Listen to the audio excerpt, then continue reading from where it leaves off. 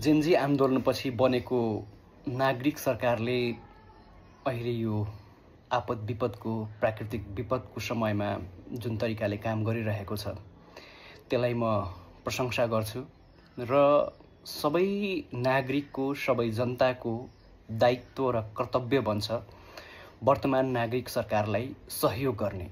किनभने हामीले सधैँ राजनीतिक परिवर्तन खोज्यौं, विभिन्न कोर्सहरुमा गयौं, राजतन्त्र हेर्यौं, पञ्चायत व्यवस्था हेर्यौं, त्यसपछि प्रजातन्त्र हेर्यौं, त्यसपछि अहिलेको संघीय लोकतान्त्रिक गणतन्त्रमा एउटा नयाँ अभ्यास भएको छ जहाँ चाहिँ एउटा नागरिक सरकारको निर्माण भएको छ, जुन चाहिँ एउटा ठूलो आन्दोलन र धेरै युवाहरूको शहादतपछि निर्माण भएको छ र त्यो सरकारलाई सफल बनाउने र सहयोग गर्ने र यो नयाँ अभ्यासलाई एउटा ऐतिहासिक बनाउने जिम्मेवारी सम्पूर्ण नागरिकको हुन आउँछ, सम्पूर्ण जनताको हुन आउँछ। त्यसमा चाहिँ सहयोग गर्न म सबैसँग अपिल पनि गर्छु र दुई तीनवटा कुरा आजको भिडियोमा म राख्न चाहन्छु। पहिलो त यो जेन्जी आन्दोलनपछि अहिले जेन्जी समूहहरुमा वा व्यक्तिहरुमा वा नेतृत्वमा विभिन्न विविधता, फरक विचार, फरक धारणाहरू आइरहेको छ।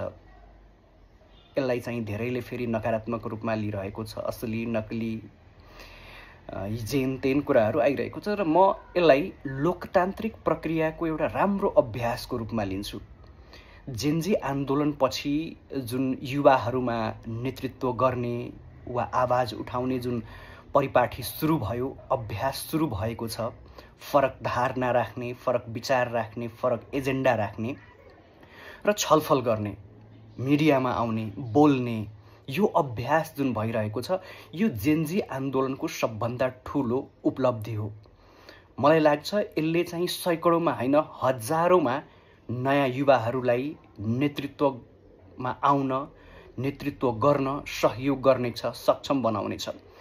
यही युवाहरूमध्ये कतिपय कालान्तरमा गएर हराउँदै जानेछ, कतिपयले देशको बागडोर सम्हाल्नेछ, एउटा राजनीतिकलाई ट्र्याकमा ल्याउनेछ, देशलाई ट्र्याकमा ल्याउनेछ र काम गर्नेछ। त्यसकारण यो लोकतान्त्रिक अभ्यास जुन भइरहेको छ, विभिन्न समूह बनिरहेको छ, विभिन्न संगठन बनिरहेको छ, त्यसलाई मैले सकारात्मक रूपमा लिएको छु र सञ्चार माध्यम वा सामाजिक सञ्जालमा पनि जो साथीहरू हुनुहुन्छ उहाँहरूले पनि यसलाई सकारात्मक रूपमा लिदिनु होला। किनभने भक्करका युवाहरूले एउटा राजनीतिक अभ्यास गर्दैछ, प्रयास गर्दैछ, संस्थागत कुराहरू गर्दैछ, वैचारिक कुराहरू गर्दैछ। त्यसकारण यसलाई चाहिँ हौसला बढाइदिने वा सहयोग गरिदिने तवरले हामी गयौं भने यसले भोलिको दिनमा हामीले धेरै ठूलो नेतृत्वको एउटा समूह पाउनेछौं, धेरै ठूलो नेताहरू पाउन सक्ने सम्भावना हामीसँग हुन्छ। त्यसकारण यो जुन अहिले छलफल भइरहेको छ जेन्जी समूहहरूमा, व्यक्तिहरूमा, यसलाई सकारात्मक लिदिउँ। अब अहिले जेन्जीकै सवालमा म तराई मधेसको केही कुराहरू राख्न चाहन्छु।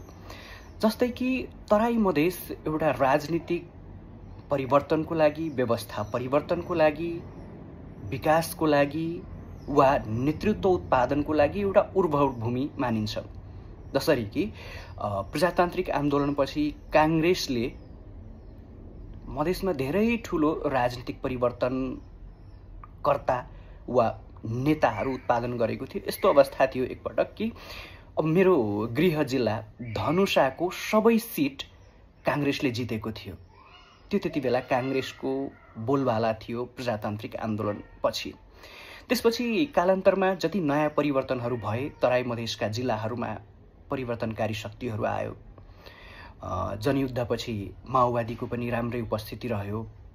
मधेस आन्दोलनपछि मधेसमा जनाधार भएका दलहरूको पनि राम्रै उपस्थिति भयो र अहिले यो जेन्जी आन्दोलनपछि पनि तराई मधेसका जिल्लाहरूमा राम्रो सम्भावना छ राजनीतिक परिवर्तनको र नयाँ नेतृत्व आउन सक्ने पनि मैले एकदमै ठूलो सम्भावना देखेको छु। किनभने यी तराई मधेसको भूभागमा धेरै ठूलो समस्या छ, धेरै ठूलो विभेद छ, धेरै ठूलो विकट परिस्थितिको सामना तराई मधेसका जनताहरूले गरिरहेको छ र जहाँ विभेद हुन्छ, जहाँ समस्या हुन्छ, त्यहाँ राजनीतिक परिवर्तनको सम्भावना बढी हुन्छ।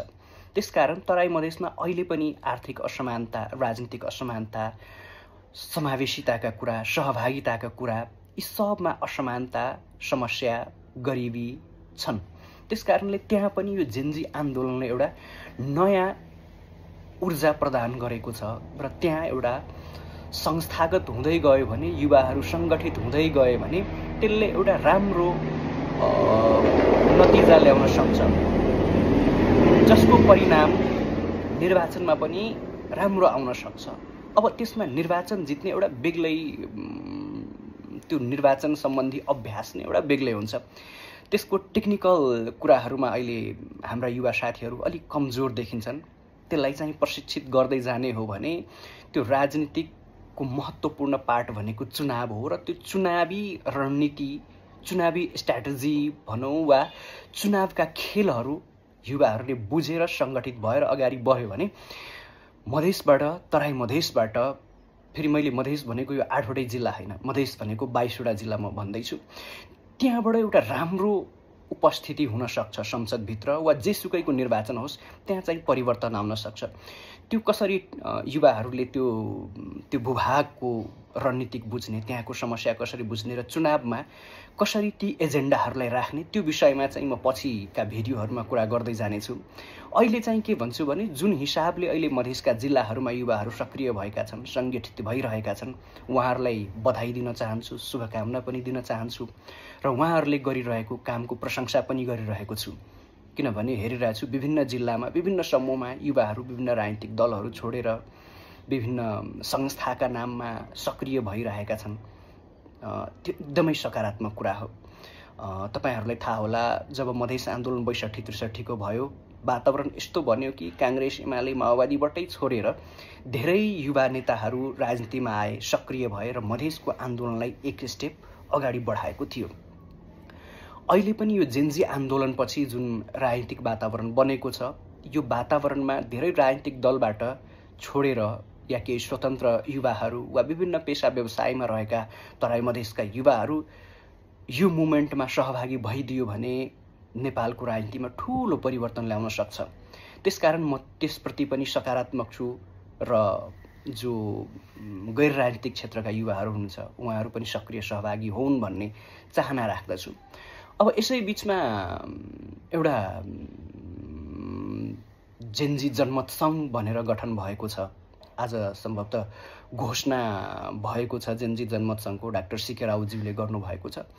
मलाई उहाँहरूले गठन गर्नुभएको जेन्जी जनमत सङ्घलाई पनि शुभकामना दिन चाहन्छु। तर मेरा केही सवालहरू छन्।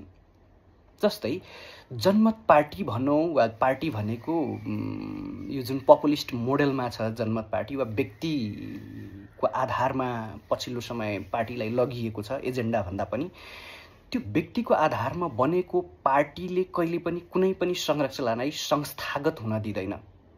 उदाहरणको लागि विद्यार्थी जनमत सङ्घ र युवा जनमत सङ्घ अहिलेसम्म संस्थागत हुन सकेन।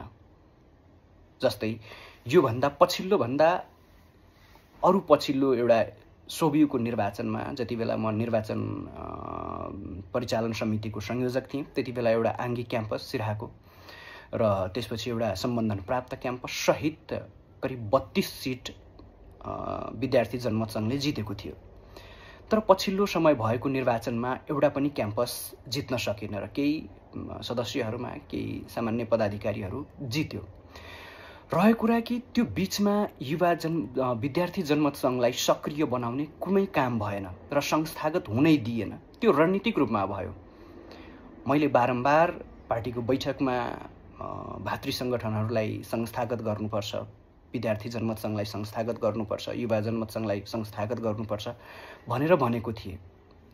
अब्दुल खानजीले पनि त्यो विषयमा सहयोग गर्नुभएको थियो। तर त्यो संस्थागत हुन दिएन। त्यो एउटा आशंका के छ भनेपछि युवाबाट राजनीति गरेर आउने युवा वा विद्यार्थीबाट राजनीति गरेर आउने युवा भोलिको दिनमा पार्टी अध्यक्ष श्री डाक्टर सीके राउतजीको लागि चुनौती हुन सक्छ कि, किनभने उहाँको पनि उमेर धेरै भएको छैन, 47-48 वर्षको हुनुहुन्छ र जो युवा विद्यार्थी राजनीतिबाट आउनेछ उसको पकड होल्ड सङ्गठनमा राम्रो हुन सक्छ। भोलिको दिनमा सङ्गठनभित्र एउटा शक्तिशाली व्यक्ति बन्न सक्छ र एउटा राम्रो नेता बनेर आउन सक्छन् ती युवाहरू भनेर उहाँ त्रसित भएको धेरै कुराहरू सुन्नमा आउँछ। त्यसकारणले आजसम्म जनमत पार्टीले कुनै पनि संस्था वा सङ्गठनलाई संस्थागत हुन दिएको छैन। पार्टीभित्रै पनि कुनै पनि जिल्ला समिति वा कुनै पनि कार्य समिति, जस्तै उदाहरणको लागि केन्द्रीय समिति 300-350 जनाको बनाइएको छ, तर निर्वाचन आयोगमा जम्मा 62 जनाको नाम छ भनेपछि बाँकी 300 जना त डमी केन्द्रीय सदस्य मात्रै हो नि त, वेबसाइटमा राखेको केन्द्रीय सदस्य मात्रै हो नि त। अर्थात् उहाँहरूको निर्वाचन आयोगमा वा दलसँग सम्बन्धित कानुनी कुरामा संस्थागत त हुनुहुन्न नि। त्यसकारणले जब पार्टीको केन्द्रीय समिति नै संस्थागत छैन, त्यसपछि आउनुहोस् अरू समितिहरूको पनि पार्टी एक व्यक्तिमा जुन पार्टी केन्द्रित हुँदै जान्छ त्यो पार्टी संस्थागत हुन सक्दैन र त्यो व्यक्तिको पपुलारिटीमा उतार चढाव आएपछि त्यो पार्टी सकिन्छ। यो हामीले स्वर्गीय गजननारायण सिंहको सवालमा पनि हेऱ्यौँ। उहाँले त केही नेताहरू उत्पादन गर्नुभयो, अहिलेसम्म मधेसको राजनीति टिकाइराख्नु भएको छ, तर अरू जति पनि हेर्नुहुन्छ पार्टीहरू एउटा व्यक्तिमा सीमित भएर आउँछ, त्यो पार्टीहरू सकिँदै जान्छ। जनमत पार्टीको पछिल्लो उपनिर्वाचनहरूमा पनि एउटा उपस्थिति चाहिँ वा राम्रो काम हुन सकेन। त्यसको कारण के थियो भने पार्टी संस्थागत भएन र हुन दिएन। भएन भन्दा पनि हुन दिएन। जुन टाइममा अहिले जुन उमेरका जेनजी साथीहरूले आन्दोलन गर्यो करिब 13-14 वर्ष पहिले, त्यही उमेर समूहका साथीहरू मिलेर स्वतन्त्र मधेसी गठबन्धनमा लागेका थियौँ, जो चाहिँ एउटा एजेन्डामा केन्द्रित थियो। मधेसको जनताको पहिचान होस्, अधिकार होस्, विकास निर्माण होस्, मधेसी जनताको चाहिँ जीवन स्तर राम्रो होस्, विभेद रहित होस् भन्ने परिकल्पनाका साथ स्वतन्त्र मधेसको एजेन्डामा सबै युवाहरू गोलबन्द भएका थियौँ त्यति बेला। तर त्यसलाई त्यो एजेन्डामा गोलबन्द भएका युवाहरू एउटा व्यक्तिमा गोलबन्द हुन पुग्यौँ, त्यसलाई लगियो त्यही स्ट्रक्चरमा जय मधेस भन्दा भन्दै अमुक व्यक्ति वा पार्टी अध्यक्षको जय भन्ने लाइनतिर जाँदा जाँदै कहिले पनि संस्थागत हुन दिएन र भएन। त्यसकारणले अहिले जुन जेनजी जनमत सङ्घ स्थापना भएको छ, म त्यसमा लाग्ने साथीहरूलाई, जेनजी युवाहरूलाई पनि शुभकामना दिन्छु। तर अब चाहिँ उधारोमा डिल नगर्नुहोस्। हामी उधारोमा डिल गरेर धेरै पछताउँछौँ, फस्छौँ। पार्टी अध्यक्षले पार्टीको पुरै कमान आफ्नो दाइको हातमा, भाउजूको हातमा दिनुभएको छ भनेपछि भोलिको दिनमा पार्टीमा तपाईहरू लागेर तपाईहरूले नेतृत्व गर्न पाउने अवसर कति त? जुन तरिकाले यो 12-13 वर्षमा विदेशमा रहेका युवा साथीहरूले कमाएका एक दिराम, एक रिङ्गेट, एक रियाल पैसा जोडेर यो मुभमेन्टलाई सहयोग गर्यो, त्यो विषयमा त्यो धेरै युवाहरू विदेशबाट फर्केर आएर चुनाव लड्यो, सहभागी भयो, गतिविधिमा लाग्यो। तर फेरि ती युवाहरू बाध्य भएर कतिपयले सङ्गठन छोडे, कतिपय निष्क्रिय भए, उपलब्धि केही हासिल भएन।